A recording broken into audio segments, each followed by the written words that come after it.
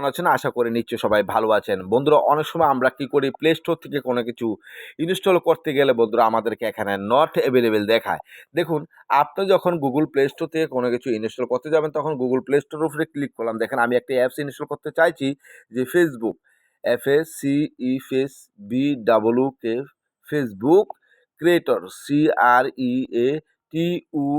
Creator studio STUDIO creator studio বলে এখানে আমি ডাইরেক্ট চার্জ করলাম।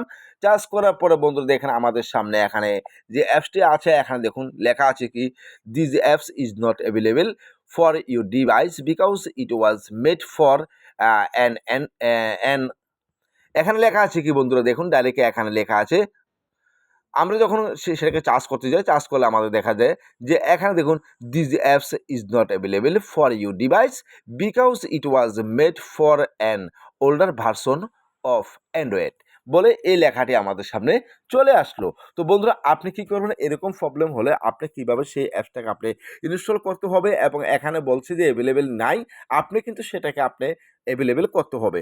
তো বন্ধুরা অনেক সময় আমরা দেখা যায় সেটাকে আমরা কি করি ইনস্টল করতে গেলে আমাদেরকে অর্ডার দেখায় যে আপনি নতুন করে আবারও অর্ডার করেন এখানে অ্যাভেলেবেল নাই। তো আপনি কি করবেন সেটাকে আপনি কিভাবে ইনস্টল করবেন করার জন্য আপনি কি করবেন এখানে যে আপনার যে জিমেলের লোগোটি আছে প্লে স্টোরের মধ্যে সেটার উপরে আপনি একবার ক্লিক করবেন। সেটার উপরে ক্লিক করার পরে বন্ধুরা আপনি এখানে পাবেন কি ডাইরেক্ট সেটিংস আপনি ডাইরেক্ট কি করবেন এখান থেকে সেটিংসের উপরে একবার ক্লিক করবেন। সেটিংসের উপরে ক্লিক করার পরে বন্ধুরা এখানে পাবেন কি আপনি অ্যাবাউটের উপরে একবার ক্লিক করলে বন্ধুরা আপনি এখানে পাবেন প্লে স্টোর ভার্সন বলে চলে আসলো। এখানে আপডেট চাইছে দেখুন আপডেট প্লে স্টোর বলা হয়েছে আপনি এখান থেকে কি করবেন এটাকে আপডেট করে দিবেন। ঠিক আছে, তো বন্ধুরা এখান থেকে আবারও আপনি কি করবেন ডাইরেক্ট এখান থেকে ব্যাক করে আপনি চলে আসবেন ডাইরেক্ট আপনার মোবাইলের সেটিংসের মধ্যে। ডাইরেক্ট এখানে দেখেন আপনার যে সেটিংস আছে মোবাইলের মধ্যে সেই সেটিংসের উপরে আপনি একবার কি করবেন এখানে ক্লিক করে দিবেন। সেটিংসের উপরে ক্লিক করার পরে বন্ধুরা নিচে আপনি কী করবেন এরকমভাবে স্ক্রল করবেন। স্ক্রল করার পরে কোনো এক জায়গার মধ্যে আপনি পেয়ে যাবেন সিস্টেম আপডেট। দেখেন এই যে আপনি এখানে পাবেন কি সিস্টেম আপডেট আপনি ডাইরেক্ট সিস্টেম আপডেটের উপরে একবার ক্লিক করবেন। সিস্টেম আপডেটের উপরে ক্লিক করার পরে এখানে দেখবেন চেকিং ফর আপডেটস বলা হয়েছে। এখানে লেখা আছে কি দি system is already the latest version বলে চলে আসলো। তারপরে আপনি এখান থেকে আবার কি করবেন আবার ব্যাক করে আবার আপনি কি করবেন এখান থেকে সেটিংসের উপরে আবার ক্লিক করবেন। সেটিংসের উপরে ক্লিক করার পরে বন্ধুরা ডাইরেক্ট আপনি কি করবেন এখান থেকে পাবেন কি আপনি অ্যাপসের উপরে একবার ক্লিক করবেন।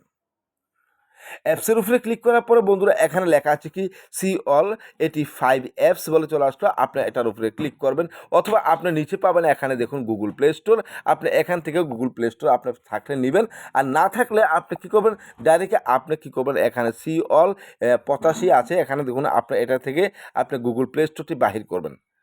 ঠিক আছে, তো এখান থেকে বাহির করে গুগল প্লে স্টোর আছে আপনি গুগল প্লে স্টোর উপরে ক্লিক করবেন। ক্লিক করার পরে বন্ধুরা আপনি এখান থেকে পাবেন কি ডাইরেক্ট বন্ধুরা দেখেন নিচে যাবেন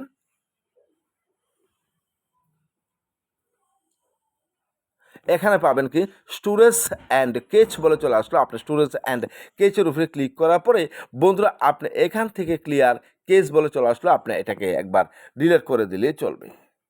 ঠিক আছে, তারপরে আপনি যত অ্যাপস ইনস্টল করতে চান আপনার প্রবলেম সমস্যা সমাধান হয়ে যাবে। তাহলে অবশ্যই বুঝতে পারলেন যে বন্ধুরা প্লে স্টোর থেকে কোনো কিছু ইনস্টল করতে না পারলে বা সেটাকে আপনার নট অ্যাভেলেবেল দেখালে আপনি কীভাবে সেটাকে সলভ করবেন।